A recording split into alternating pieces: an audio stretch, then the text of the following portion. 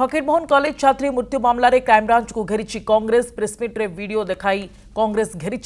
जो क्राइमब्रांच अधिकारी को दायित्व दि जाए मुख्यमंत्री को न्याय पाई गुहारि करथिबा जने दलित को मारपीट करुथिबा दल कहिछि एवं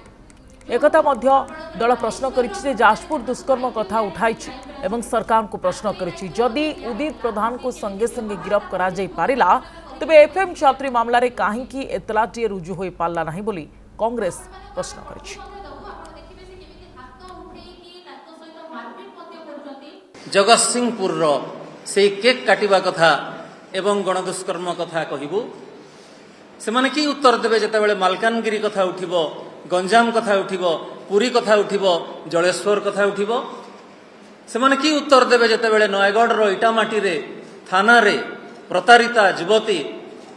विष पी आत्महत्या उद्यम करुची एवं से खबर मध्य आज प्रमुखतार सहित पृष्ठा 1 रे प्रकाश पाउची से कि उत्तर देवे सकाळु सकाळु आमे खबर कागज कहीं पढ़ू राज्यवासी पढ़ती किसी सरकारी योजना विषय जानिबा पाई देश विदेशर भल मंद विचार करिबा पाई जानिबा पाई किंतु जेतेबेले भी से प्रथम पृष्ठा को अनौचंती एही सब खबर छड़ा अन्य किछि खबर नाही। वर्तमान प्रश्न उठुछि प्रशासनिक विफलता जोगु ही तो एई सब जिनिस होउछि जदि सरकार प्रत्येक घटना रे संवेदनशील हेई थांते एई भलिया हल्का भावरे घटना को नौ न थांते जेतेबेले विधानसभा रे हमर गृह कमिटी कथा में उठेइथिलु सेतेबेले कोन को आइतला जे सेटा कोन गुटे प्रसंग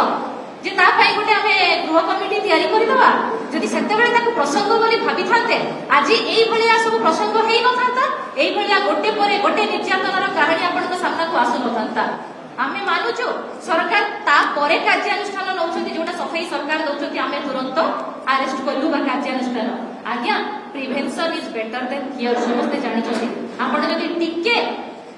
दायित्ववान हेई थाते ई सब घटना एते फ्रिक्वेंटली घटिबा पई अपराधी माने साहस करू न थाते।